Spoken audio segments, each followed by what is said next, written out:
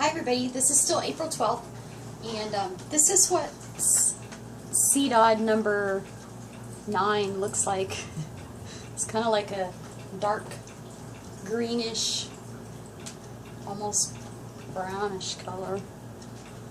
So sometimes they don't look very appetizing, but they taste really good. Every one I've made so far tastes really good. And then again, the trick is you want more of the greens and more vegetables than the fruit. So just because, you know, the fruits have sugar in them, and the vegetables don't. So you want the majority the vegetables and then just a little fruit on the top. So anyway, I just set this up because I don't know if you can tell.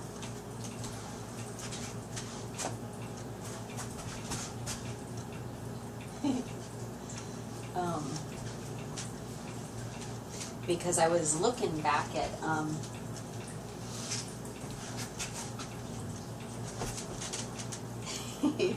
I was looking back at the first video, the first workout that I made for the Fit Cowgirl, and just how much heavier I looked. And that was, gosh, I think that was October, November, or maybe December, somewhere around there. So my weight was still up, but you can tell I've gotten leaner. Everything's trimmed down, and just happy with you know, getting leaner and not really having to be so strict. And that's like been a hard thing for me, learning moderation and not going from one extreme to the next. You know, because it's easy to like say, okay, I'm going to cut everything out and I'm going to do this.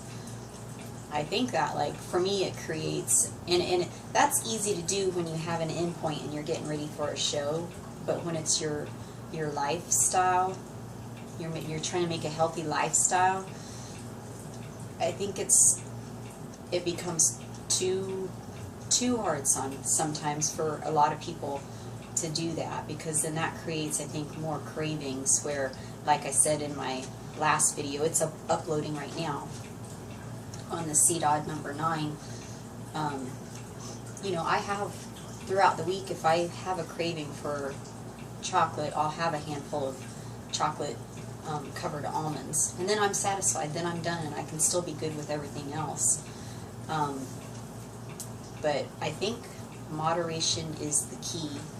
And while I was talking about that, let me talk about MILF. Do you guys know what MILF stands for? M-I-L-F. I get that sometimes in messages and stuff, and if that's meant as a compliment, it's not really.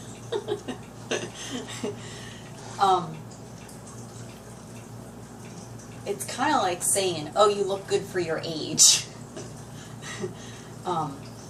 is the way that I kind of take it. But I saw something last night. Angie posted something, which I liked a lot. Let's see, what is Mothers Inspiring Lifelong Fitness. And I'm not a people mother, but I'm an animal mother. Or you could make it stand for Me Inspiring Lifelong Fitness. I think that's a better, what do you call that? It's a better words go with M-I-L-F, MILF. You guys know what that stands for, right? The first time I got it, gosh, I don't know, 3 or 4 years ago or whatever it was, I'm like, what does that mean? And I looked it up, and I was like, huh, well, it's kind of a compliment in a way, but it's kind of like I said, oh, you look good, you look really good enough to, you know, for your age. Maybe I'm wrong, I don't know, that's the way I take it, but anyway, rather than that, I liked the Mothers Inspiring Lifelong Fitness. I think that's a good, much better words that go with that. Just had to say that because when I was talking about making it a lifestyle, you know, I think for some it has to be a different approach. I think the trick is just finding what works for you and finding a way that you are inspired to be good or to be healthy. What inspires you to want to be healthy or eat good? And for me, like I said, seems like I'm learning how to do moderation better and not beating myself up if I'm not perfect. Sometimes it's not about being perfect. Now when you're getting ready for a contest, you have to be perfect. It's only going to hurt you if you're not. And you have to do certain things. You have to eat a certain way. You have to stay away from sweets and pizza and stuff like that. You can do it once a week. And I used to do it once a week up until about 4 or 5 weeks out from the show. Then from that point on, then it's strict. So you can, you know, dial yourself in leaner and better for those last 4 to 5 weeks. Now, if you're behind schedule, then you have to cut that stuff out sooner. But usually up to that point, if you've been good, and I always used to start 20 weeks out. You know, it wasn't like a 12-week diet or an 8-week diet. It was at least 20 weeks for me, because I liked to know that I had enough time. Something I'm seeing about myself, it's like I like to prepare, I like to know and kind of know what I'm going to do and be prepared and know that I did my homework. And 20 weeks for me always worked good. Sometimes it was a little bit longer than 20 weeks, but starting that far out, it just gets your body working and doing what it's supposed to do, and it brings you in nice and slow. And you always look better, I think, when you do that rather than trying to crash diet in 8 weeks or 12 weeks. That's just my opinion. I mean, that's what worked for me. That's how I did it. But so for now, it being a lifestyle to live by, the bodybuilding and competing put in my mind that, you know, we have to be, that's what we have to do, and we have to be that perfect, and that just is not working for me. You know, it's like I after I competed in 2010, I kind of went the other extreme, but not real super bad, because I thought I was going to compete again the next year, but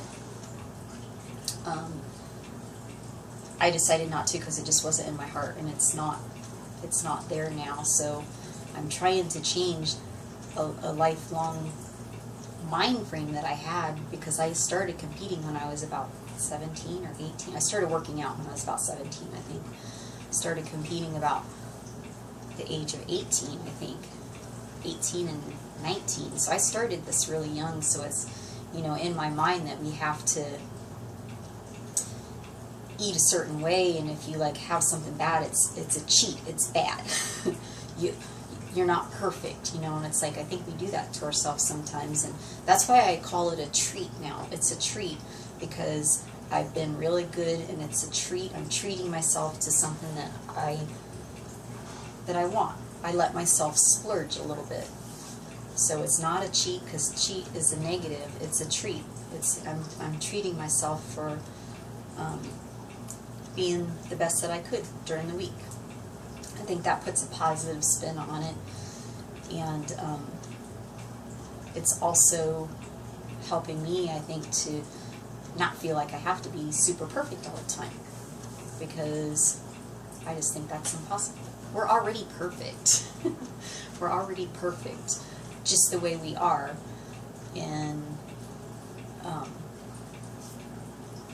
you know, it's like sometimes we need a little something here and there, and I think sometimes when you do those little things here and there where you really want them, you get to the point where they're not that big of a deal anymore.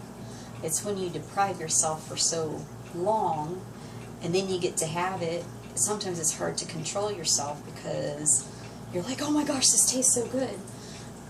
But what I'm finding for myself is, again, I always go back to the chocolate-covered almonds because that's one of my main things. And it's usually out on the coffee table, so it's easy to just walk by and, like, you know, get a handful. I'm starting to, now that it's like, if I want that, I go ahead and have it, and then it's like I taste it, and I'm like, okay, that was good. Do I want more? No, I really don't want more, because I do it basically whenever I want it. There were times when I was trying to stay away from them where I do it and I'd want more, because I think sometimes when you say you can't have something, you want it more. So when I allow myself that I can do that, it's like I haven't totally cut them out. That almost like gives you a little bit of power over it. I don't know if that would be the right word, to where you know you can have it if you want it. So it's like, do I really want it? No, I don't really want it today. But then there's days where it's like, oh yeah, that would taste really good, and I can have just 4 or 5 or 6 and be satisfied, and then that's it. It's like not a big deal. It becomes more of a big deal for me if I say I can't have it for a whole week, or you know, whatever I'm putting on there. It makes me want it more, and it makes me want more of it at the end of that week. So I do little things like that. If I see something I want it, it's easier for me to stop. And then I still have, you know, one day that I might eat a little bit more. And yet last night was my treat day. It was a day for me to treat myself and have some other things that I want. Like Doritos, it's like, I can take those or leave those. It's more of like the chocolate stuff that I might crave sometimes rather than the Doritos. So I didn't allow myself a couple days ago to have it, because it's like, do I really want it? Is it going to make me feel good? No, I don't really want it.